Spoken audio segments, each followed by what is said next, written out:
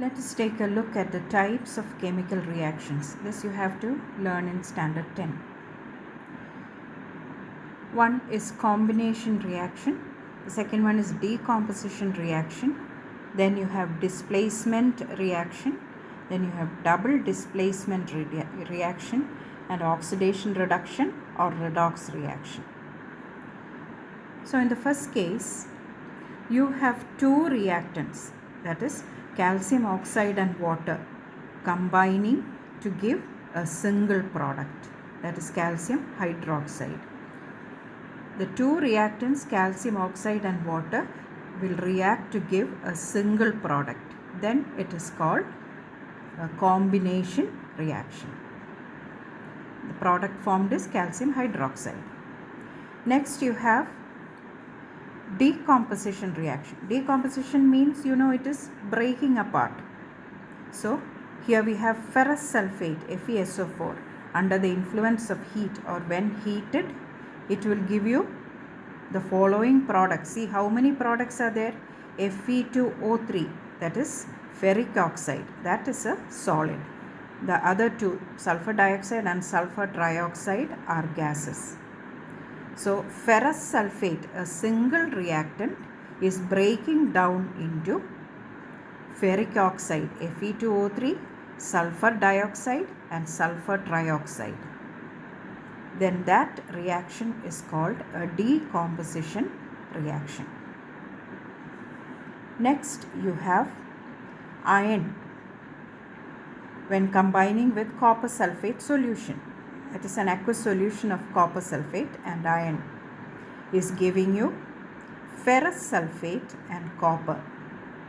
So this shows that copper has been removed from the copper sulfate and somebody else is sitting in its place, that is iron. So copper sulfate has become ferrous sulfate and copper is remaining in the solution as a solid. So that is called a displacement reaction. Copper is getting displaced from its salt.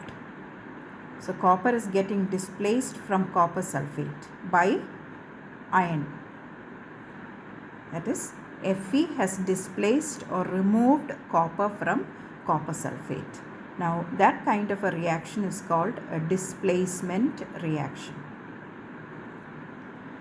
In the next reaction, you have an exchange of ions taking place between the reactants. I have just put the arrows just to indicate there is an exchange of ions. That is, it is between sodium sulfate and barium chloride. In this reaction, between sodium sulfate and barium chloride, you are getting a white precipitate. That is, a solid is found in the solution.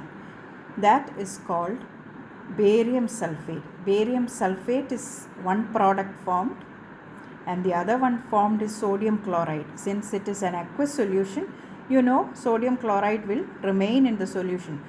Sodium chloride is common salt. It dissolves in water. So it will be in the solution, and barium sulfate you will get as the precipitate. That will be insoluble. So sodium sulfate. Look, the ions have been exchanged here. Sodium sulfate has become sodium chloride and barium chloride has become barium sulfate. So that is why you call it a double displacement. There is displacement from both reactants. So that is a double displacement reaction. So that in fact it is an exchange of ions between the reactants. Next is a redox reaction. Now what do you mean by a redox reaction? There is oxidation and reduction taking place. When copper oxide is treated with hydrogen in the presence of heat, or when hydrogen gas is passed over copper oxide, you are getting copper and water.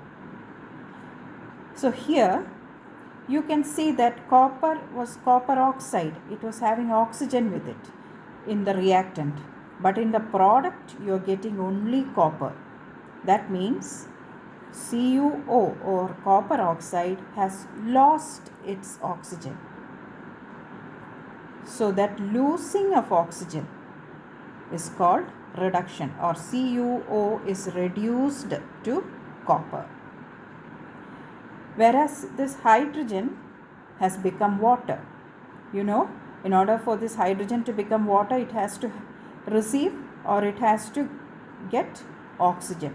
So hydrogen has got oxygen, has gained oxygen.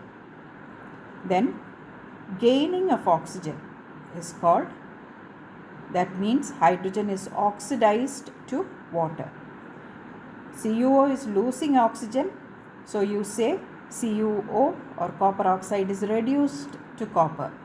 Here hydrogen is gaining oxygen and you say hydrogen is oxidized to water.